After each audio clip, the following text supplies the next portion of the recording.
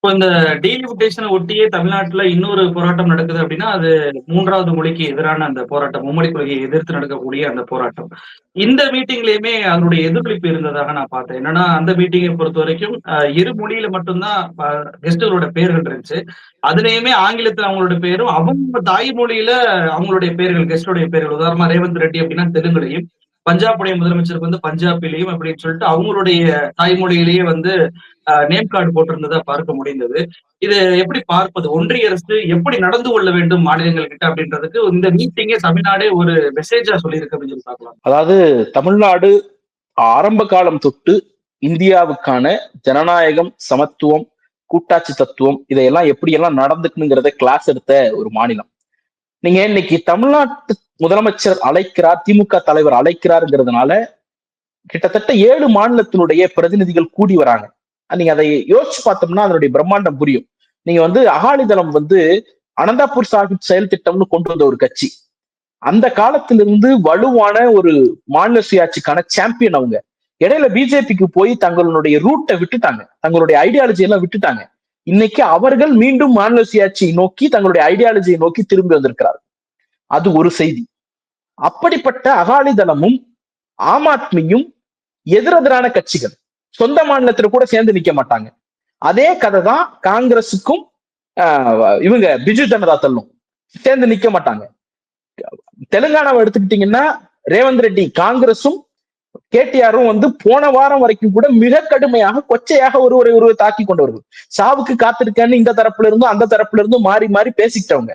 அவங்க 2 பேரும் ஒன்னா நின்னதா வரலாறே கிடையாது. அப்போ கேரளாவோட அது சாத்தியம். நீங்க வந்து கம்யூனிஸ்டுகளும் காங்கிரஸும் ஒரு காமன் ஐடியாக்காக சேர்ந்து வருவாங்க. இது தவிர வேற எந்த மாநிலத்திலையும் அப்படியாக சேர்ந்து வரக்கூடிய ஒரு சூழல் கிடையாது.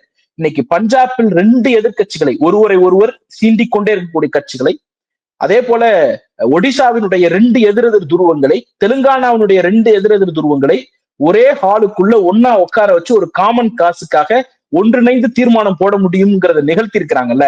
இது அந்த கட்சி ஆளக்கூடிய, அந்த கட்சிகள் கோலோச்சக்கூடிய மாநில மக்களால் கூட முடியாததை தமிழ்நாட்டுடைய முதலமைச்சர் முடித்து காட்டியிருக்கிறார். இப்ப இந்த பிரம்மாண்டம் ஏன் வருது, அவருடைய பேச்சையும் அழைப்பையும் ஏன் இவ்வளவு மதிச்சு வராங்க அப்படிங்கிறது நமக்கு ரொம்ப முக்கியம். கடந்த ஒரு 6-7 ஆண்டுகளாக அவர் முன்னெடுத்த போராட்டங்கள் இருக்குல்ல, அவ்வளவு போராட்டங்கள் செய்திருக்கிறார். காஷ்மீருக்கு ஆதரவாக டெல்லியில போய் திமுக போராடணும்னு என்ன அவசியம்? ஆனால் அந்த போராட்டத்தை திமுக முன்னெடுத்தது. மணிப்பூருக்கு இன்னைக்கு முதலமைச்சர் கவலைப்பட்டிருக்கிறார், மணிப்பூருக்கு எம்பிக்கள் இல்லாதனாலதான் அவங்க வாய்ஸ் இல்லை அப்படின்னுட்டு. ஆனால் அந்த குரலையும் திமுக நாடாளுமன்றத்தில் எழுப்பியிருக்கிறது. இவ்வளவு தமிழ்நாட்டுக்கு இவ்வளவு போராடி கொண்டிருக்கிற இதே காலகட்டத்தில் நேற்று திமுகவினுடைய எம்பி வில்சன் அவர்கள் ஒரு பிரச்சனையை எழுப்பியிருக்கிறார் முந்தா நாள். என்னன்னா, மணிப்பூரினுடைய சீரமைப்புக்கான நிதியை கூடுதலாக நீங்கள் ஒதுக்க வேண்டும் அப்படின்னுட்டு அந்த குரலை திமுக தான் எழுப்பியிருக்கிறது. பஞ்சாப் விவசாயிகளுக்கான பிரச்சனைனாலும் திமுக குரல் கொடுத்திருக்கிறது. சிஏவுக்கு ஒரு பிரச்சனைனாலும் இந்தியா முழுக்க திமுக ஒரு பிரச்சார ஒரு கட்சியாக இருந்திருக்கிறது. அப்ப நாடு முழுக்க எந்தெந்த மாநிலங்கள்லாம் பாதிக்கப்படுகிறதோ அங்கெல்லாம் நான் நிக்கிறேன் அப்படிங்கிறதை தொடர்ச்சியாக உறுதி செய்து வந்ததனால் அவர் வந்து ஒரு நேஷனல் லீடரா மாறி இருக்கிறார். ஒண்ணு.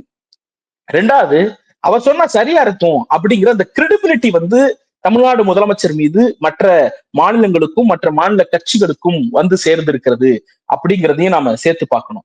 இன்னொன்னு, அவர் முன்வைக்கக்கூடிய ஐடியாலஜிக்கு அந்த அந்த அந்த கான்செப்ட்ல ஒரு நேர்மை இருக்குங்கிறத அவர்கள் புரிந்து கொண்ட காரணத்தினாலதான் இவ்வளவு பேரு அணிதிரண்டு வந்திருக்கிறார்கள்.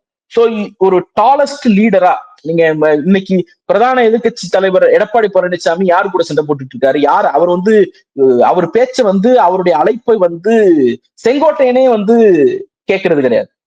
நீங்க செங்கோட்டையன் குறித்து கேட்டா நீ அவர்கிட்ட போய் கேளுங்கிற நிலைமையில தான் எடப்பாடி பழனிசாமி இருக்காப்ல.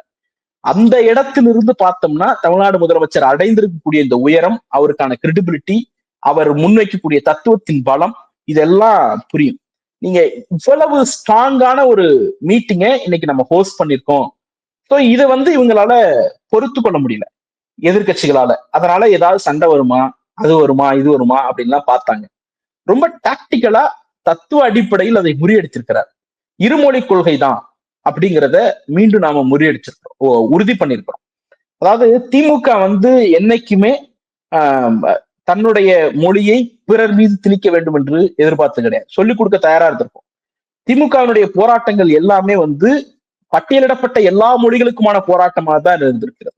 இன்னும் சொல்ல போனா இந்தந்த மொழிகள்லாம் பட்டியலிடப்படவில்லையே என்கிற அக்கறையோடு பல மொழிகளை அந்த பட்டியலில் சேர்க்க வேண்டும் என்கிற கோரிக்கையை திமுக முன்வைத்திருக்கிறது. அப்ப அந்த பின்புலத்திலிருந்து பார்த்தா லாங்குவேஜ் ரைட்ஸ் அப்படிங்கிறது வெறும் நம்முடைய மொழிக்கான ரைட் மட்டும் கிடையாது. இந்தியாவில் வாழக்கூடிய ஒவ்வொரு மனிதரும் தன்னுடைய சொந்த தாய்மொழியில் பேச வேண்டும், அந்த உரிமையை பாதுகாத்துக் கொள்ள வேண்டும் என்கிற அந்த இடத்துல இருந்து தான் வருது. அதை இன்னைக்கு உறுதி பண்ணிருக்கோம். நீங்க இருமொழி கொள்கையா மும்மொழி கொள்கையான்னு வரும்பொழுது இருமொழி கொள்கையில ஒரு அறிவார்ந்த லாஜிக் இருக்கும். என்னுடைய மொழி ஒண்ணு, இன்னொன்னு நான் உங்ககிட்டையும் பக்கத்து மாநிலத்துக்காரன்ட்டையும் பக்கத்து நாட்டுக்காரன்ட்டையும் கம்யூனிகேட் பண்றதுக்கு ஒரு காமன் லாங்குவேஜ். அப்போ 2 லாங்குவேஜ். 3 மொழி கொள்கைங்கிறதுக்கு என்ன லாஜிக் இருக்கு? நான் என்கிட்ட பேசுறதுக்கு என் தாய்மொழி இருக்கு, மத்தவங்கள்ட்ட பேசுறதுக்கு ஒரு கம்யூனிகேஷன் லாங்குவேஜ் இருக்கு, அந்த 3வது மொழி எதுக்கு? அது அப்ப என்ன பிரச்சனைனா ஏன் 3ன்னு நிறுத்துறீங்க? 4 மொழி கொள்கை, 40 மொழி கொள்கை, 400 மொழி கொள்கை வரலாம்ல. 2 மொழிங்கிறதுக்கு ஒரு லாஜிக்கல் ரீசன் இருக்கு, 3க்கு ரீசனே இல்ல. ஹிந்தியை திணிக்க வேண்டும் என்பதை தாண்டி வேற ரீசனே அதுல கிடையாது. அப்படிங்கிறத இன்னைக்கு அம்பலப்படுத்திருக்கோம். 2 மொழியை வச்சு எல்லாரும் கம்யூனிகேட் பண்ண முடியுங்கிறத காட்டியிருக்கோம். இதை விட முக்கியமான விஷயம் டெக்னாலஜி ஒரு மொழிக்கான தேவையே இல்லாம பண்ணிடுதுங்கிறத இன்னைக்கு நிரூபிச்சிருக்கோம். லைவ் டிரான்சாக்ஷன், அதாவது இன்டராக்ஷன் அப்படியே சைமல்டேனியஸ் டிரான்ஸ்ஃபர் பண்ணிருக்கோம். ஒரு 4-5 மொழிகள்ல அவரவர் தாய்மொழியில பட்டன் 1, பட்டன் 2, பட்டன் 3 நீங்க பிரஸ் பண்ணீங்கன்னா நீங்க கேட்க விரும்புகிற மொழியில் பேசிக்கொண்டிருக்கும் போதே நாம அந்த கருத்துக்களை அவரவர் மொழியில கொண்டு போய் சேர்க்க முடியும். அப்படிங்கிறத இந்தியாவில் இருக்கக்கூடிய பாஜக உள்ளிட்ட மொழியை திணிக்கக்கூடிய சக்திகளுக்கும் நாடாளுமன்றத்துக்கும் சேர்த்தே பாடம் எடுத்திருக்கிறோம். நேற்று அமித்ஷாவுடைய ஸ்டேட்மெண்ட் ரொம்ப முக்கியமானது. 2 ஒண்ணு அந்நிய மொழியை நீங்க ஏத்துக்கிறீங்க அப்படிங்கிறாங்க. அதுதான் பூனைக்குட்டி வெளில வந்துருச்சுங்கிறது. 3 மொழி நீங்க பிரெஞ்சு படிக்கலாம், ஜெர்மன் படிக்கலாம் அப்படின்லாம் சொல்லிட்டு அதெல்லாம் அந்நிய மொழின்னு ஒதுக்கி வைக்கிறது. இன்னொன்னு இந்திய மொழியா. அப்ப இந்திய மொழி என்கிற பெயரில் இவர்கள் திணிக்க விரும்புவது இந்தியை தான். தமிழ்நாட்டை பொறுத்த வரைக்கும் இந்தியும் அந்நிய மொழி தான், ஆங்கிலமும் அந்நிய மொழி தான். இந்தியை விட எங்களுக்கு ஆங்கிலத்துல அனுகூலங்கள் அதிகம். எங்களை அவங்க நிறைய வாய்ப்புகளை வளத்தை அதிகப்படுத்தி கொடுத்திருக்கிறாங்க இந்த 50 ஆண்டுகள்ல. ஆங்கிலம் படிச்சதாலதான் இன்னைக்கு உலகம் முழுக்க கோல வச்சு முடியுது. அப்ப 2 அந்நிய மொழியில எதை சூஸ் பண்றதுன்னு கேட்டா நான் ஆங்கிலத்தை சூஸ் பண்ணுவேன். இதுதான் தமிழ்நாட்டினுடைய குழந்தைகளின், தமிழ்நாட்டினுடைய பெற்றோரின் முடிவு. இதை யாரும் எந்த வகையிலும் மாற்ற முடியாது. 1. 2வது, பல முறை தமிழ்நாட்டு எம்பிக்கள் ஆங்கிலத்தில் கடிதம் எழுதினால் கூட பதில் கடிதம் இந்தியில தான் இருக்கும். அவர்களுக்கு இங்கிலீஷ்லயோ தமிழ்லயோ எழுத மாட்டாங்க. கண்டிப்பாக இந்தியில தான் எழுதுவாங்க. அதை கேட்டா இல்ல இதுதான் சட்டம் சொல்லுது அப்படிங்கிறது. இந்த உள்துறை அமைச்சகத்துல நிறைய பரிந்துரைகள் அப்பப்போ வரும். இந்தியை எப்படி எல்லாம் மேம்படுத்துறது, இந்த ஹிந்தி திவாஸ்னு கொண்டாடுவாங்க. செப்டம்பர் மாதம் 16ஆம் தேதி நினைக்கிறேன், அண்ணா பிறந்த நாளுக்கு அடுத்த நாள் ஒவ்வொரு வருடமும் கொண்டாடுவாங்க. அப்போ ஒரு துறையில் கம்யூனிகேஷனை இந்தியில தான் மேற்கொள்ளணும், அதை கொஞ்சம் கொஞ்சமா நம்ம அதிகப்படுத்தணும். 10%, இந்த வருஷம் 15%, இந்த வருஷம் 20% டார்கெட் பிக்ஸ் பண்ணுவாங்க.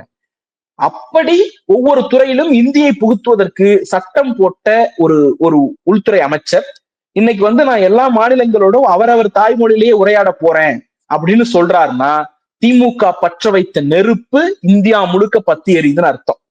இது வெறும் இன்னைக்கு டீலிமிட்டேஷன்ல நிக்குது, டீலிமிட்டேஷனோட இது நிக்க போறது அல்ல. நாளைக்கு மொழி உரிமைக்காக, மாநில உரிமைக்காக, நிதி உரிமைக்காக அந்த போராட்டம் தொடரும். இன்னைக்கே அதை ரேவந்த் ரெட்டி தொடங்கி வைத்திருக்கிறார்.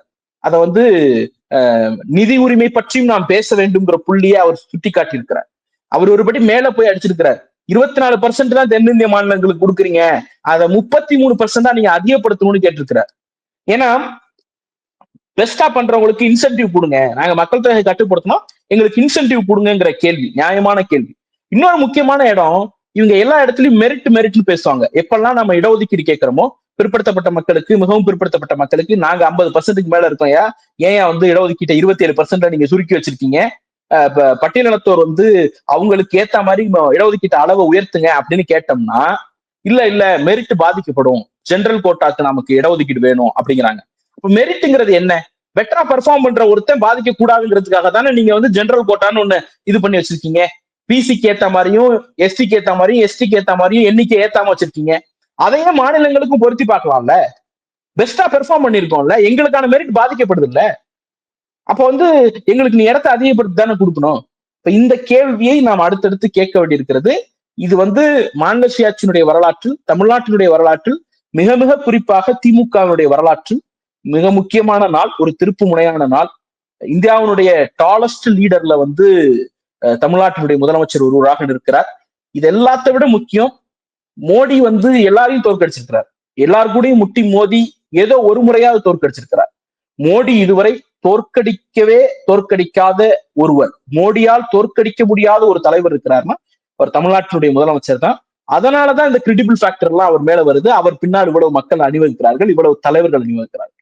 இறுதியாக ஒரே ஒரு கேள்வி. அதாவது நீங்க பேசும்போதே சொன்னீங்க, இது மிகப்பெரிய அளவுல தலைவர்களை திரட்டி இருக்கிறாங்க அப்படின்னு சொல்லிட்டு.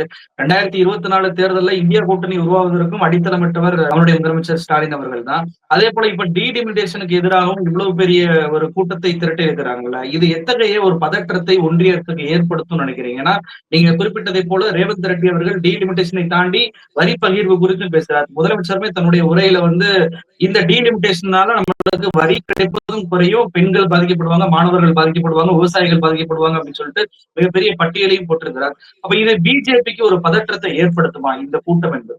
இல்ல, ஆக்சுவலா நிச்சயமா பதட்டத்தை ஏற்படுத்தும். அந்த பதட்டத்தோட விளைவுதான் நேத்தி அவர் நான் வந்து எல்லா மாநிலங்களுக்கும் அந்தந்த மாநில மொழிகள்லயே கடிதம் எழுத போறேன் அப்படின்னு சொன்னது. இங்க வந்து இது எவ்வளவு பெரிய பதட்டம்ங்கிறது அடுத்தடுத்து நடக்கக்கூடிய ரைடுகள், மோடியினுடைய கால்கள் நடுங்கும். அதன் விளைவாக இடி, ஐடி, சிபிஐ இதெல்லாம் இன்றைக்கு கலந்து கொண்டவர்கள் மீது பாயும் அப்படிங்கறதெல்லாம் நாங்க எதிர்பார்க்காம இல்லை. அதெல்லாம் நடக்கும்.